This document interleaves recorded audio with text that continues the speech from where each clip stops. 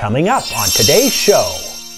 So just like the idea of how can we use laughter to heal and help us feel better, can we use laughter to soften the rough exterior of an organizing project? Do you know how many professional organizers it takes to change a light bulb?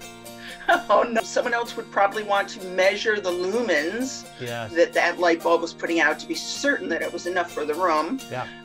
We're type A kind of people. Yeah, and plus and then the last person puts in the light bulb and says, okay, everything is in its place. Getting organized with humor. Today on Keeping You Organized.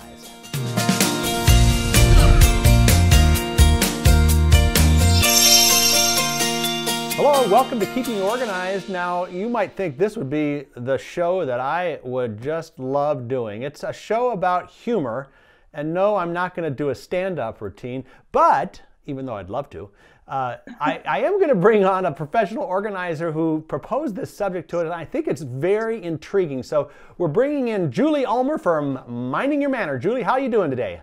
Great, John. Thank you. It's so nice to be back. Well, great. So Julie, you know, humor is one of those things that they say the term laughter is the best medicine. So we know humor can help heal.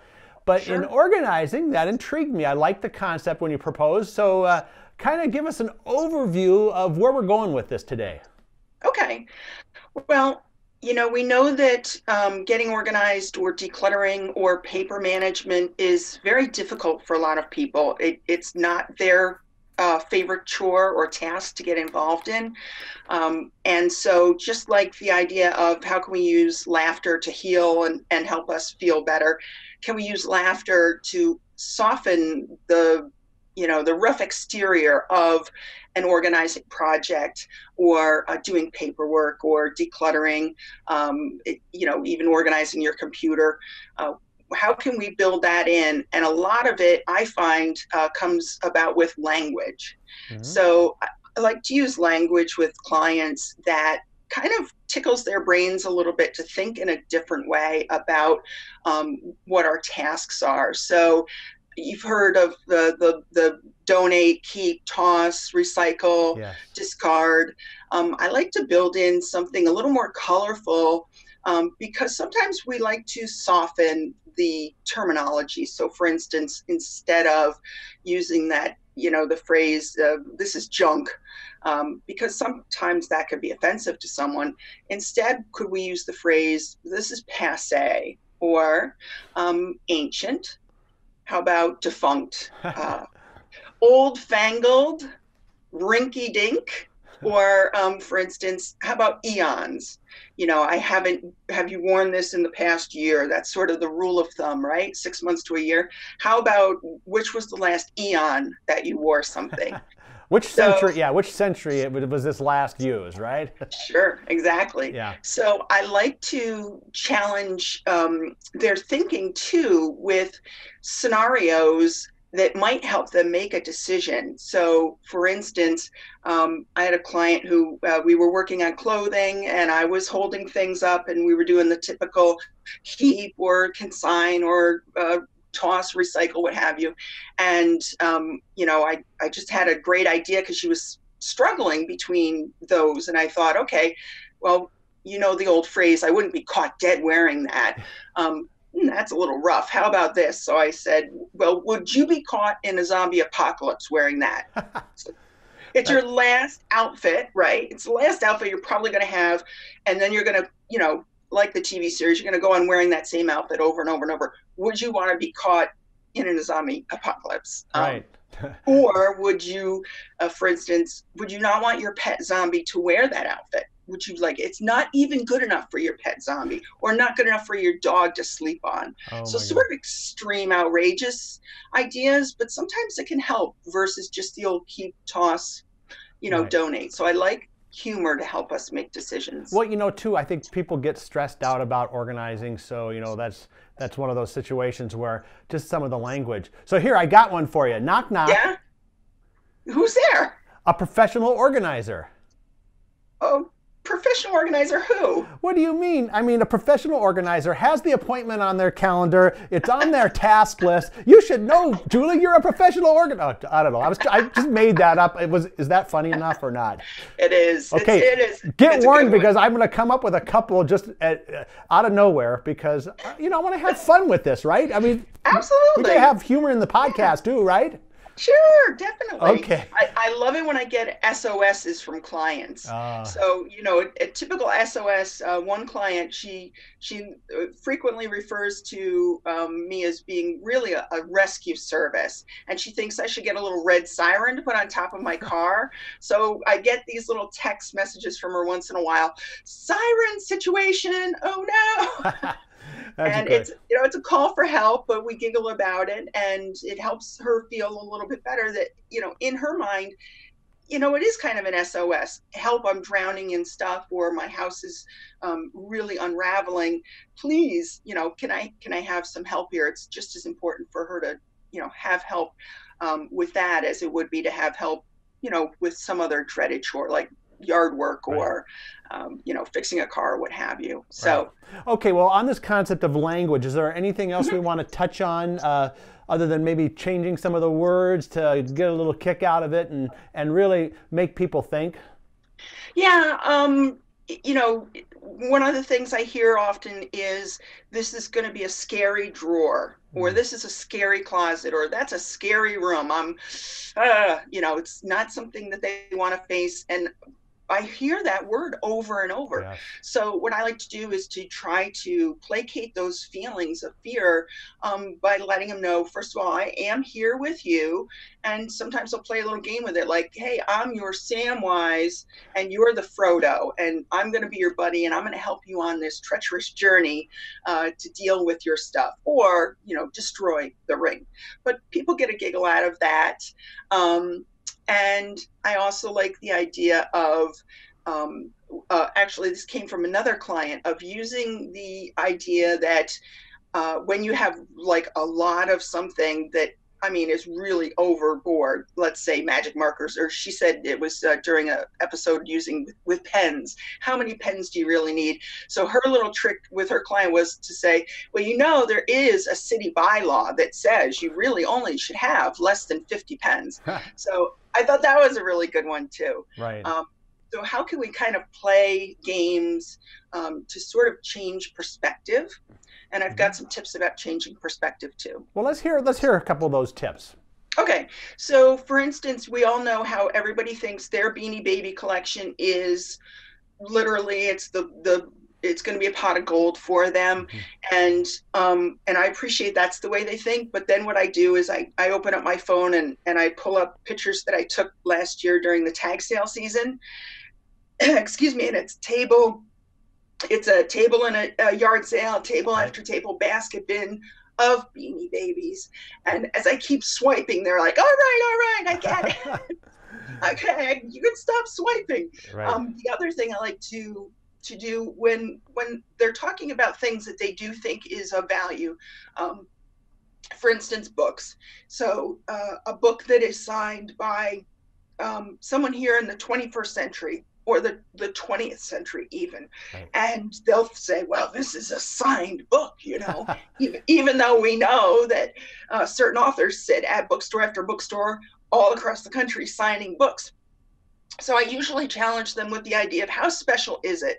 For instance, is this the Bible autographed by God himself or herself? Right. Is it that absolutely awesome? The other thing to help them change perspective is, I like to kind of anthropomorphize something that we're dealing with right at that moment. What would it say to you? What would this object say to you if it could talk? So some people would say, oh, bye, I'm good, I'm out of here, I don't need to be here anymore, or please don't give me up, depending on how tight a relationship they have with that thing. Right. And of course, we've all heard of sparking joy. My favorite is, I ask clients if things are sparking apathy, or nice. If they are feeling dispassionate about something, taking out something as strong as passion, because you really got to like something to be passionate about, Right. Okay, well, Julie, we're going to take a quick break. I'm going to ask you the joke before we go to the break, and I'll have the answer afterwards. Do you know how many professional organizers it takes to change a light bulb? Oh no. Okay, we'll give you the answer when we come back. We're with Julie Ulmer, Minding Your Manor, talking about getting organized with humor, and we'll be Get organized in color at myorganized.life. Live, we laugh, we love, and color. Live, we laugh, we love, and color. Live, we laugh, we love, and color. myorganized.life. We're back now on Keeping You Organized, talking about getting organized with humor. And if you left dangled there before the break, I asked Julie Ulmer, Julie, Minding Your Manor. Julie, how many professional organizers does it take to change a light bulb? John, I wish I had the answer. I don't, but I'd love to know how many. Oh, I wish you'd had the answer too, because I have to make one up. I know it's got to be many, because you have to have one professional organizer who sits and listens to the light bulb to make sure it really wants to change. Then you have one professional organizer who does the Gantt chart and says, well, over the course of the next 5 weeks, we're going to change this in a very organized process. We've got another professional organizer saying to the light bulb, do I get joy in changing you?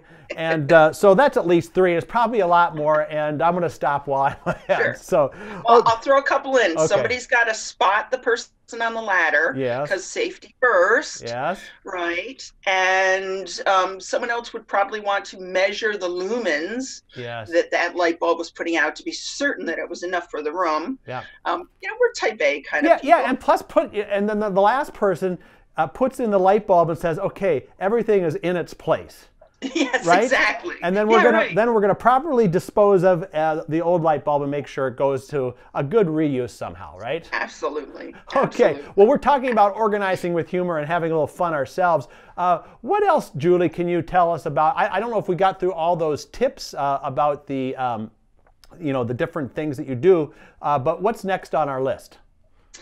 Well, in this time of Earth Day coming up fairly soon, as we're taping this, and people that are very responsible about how they want to let go of things like the light bulb that you were just referring to, people have a tremendous amount of guilt, and their perspective feels like almost, if when they're throwing things out, they almost feel like they're driving a car and littering. And of course they're not, right, but it's how they perceive the action. So sometimes, for instance, they almost want to donate things that really aren't even very good to donate, but it's that guilt feeling that is holding them back. I hate to, send this to a landfill, and we all do our best to find new homes for valuable or useful things. We definitely do. But when there comes a time where it simply needs to be tossed or discarded, we definitely can use the euphemisms like that. We're letting go of this, we're sending it on to another life somewhere else. I have a client who likes to say, off with its head. Just, I don't know where she got it from, but she uses it all the time. Right. A lot of other clients will say, out, out, out. But we're fearful about adding to, sort of the general trash that's happening all around the world. So I like to ask clients, okay, what have you done prior to this moment, throwing this out, as someone who's environmentally conscious, someone who's environmentally responsible? Well, I've been recycling for years. I'm trying to get away from plastic in the kitchen. I compost our excess food, etc. And so then we kind of shift the idea and say, well, what does Mother Earth think about that? What do you think Mother Earth would actually forgive you, knowing that you've done a really good job and you'll continue to do a really good job? So trying to help people with that. Also I'll use a salt shaker, because again, we feel like we're throwing 3 things out. It feels like we're trashing a ton of stuff. And so I like to take out a salt shaker and find one little grain, And our client and I, my client and I can look at it and go, and here's the rest of the salt shaker, which, refers to sort of everybody else in the rest of the world. While we're very small, we can still make changes that are positive. And that's another thing. When they're worrying about throwing something out, I like to challenge them with, oh my God, guess what? Did you know that I saw this nifty new ocean plastic cleaning scrubby machine that someone's devised? Or, the towers in Asian countries where they have the trees and the greenery and the moss that are growing right up the side of these skyscrapers. Right. So trying to counter a negative with a positive. Right. Now that's really great, because I think so much of it exists in our mind. And again, if we can shift from even seriousness to humor just to help take the edge off, I think it will. I think it'll make a big difference. All right. Anything else here that we've got to cover on humor in organizing? What else do you got? Sure. We try to have fun during our sessions. It can be a little daunting for some people. I'm ready to go. I'm always ready to go, but they might not be as ready.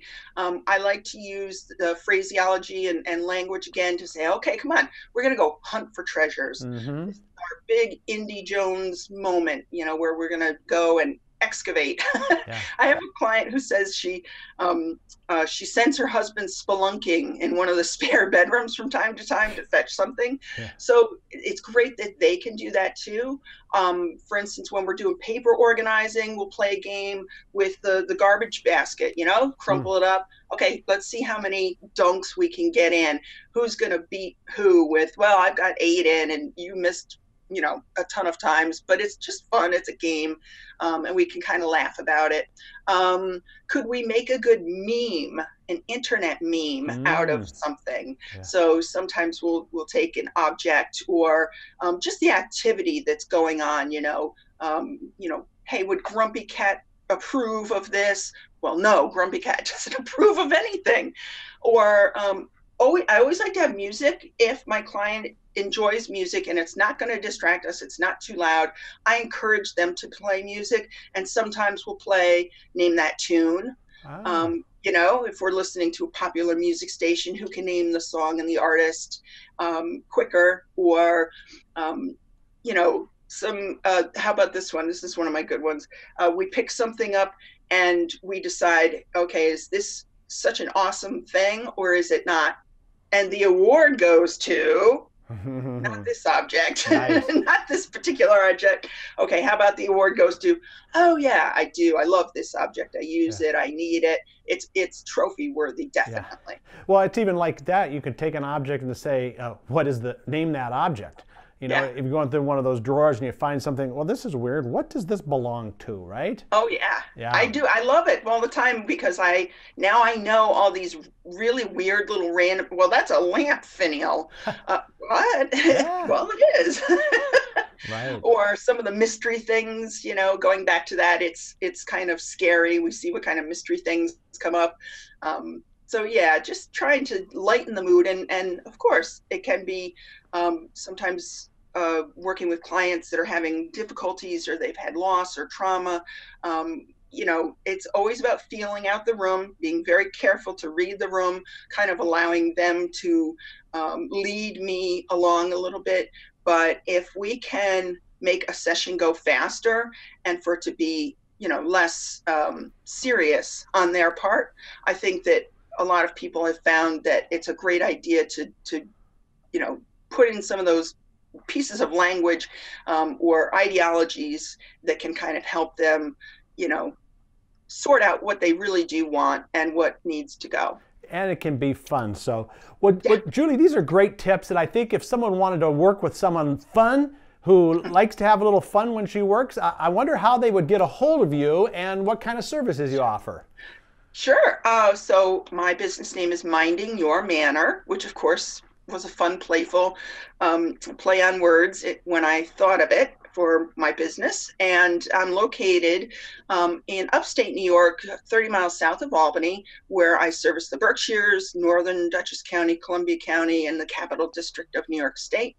I've also launched virtual accountability partnering and virtual organizing services, so anyone across the country can work with me.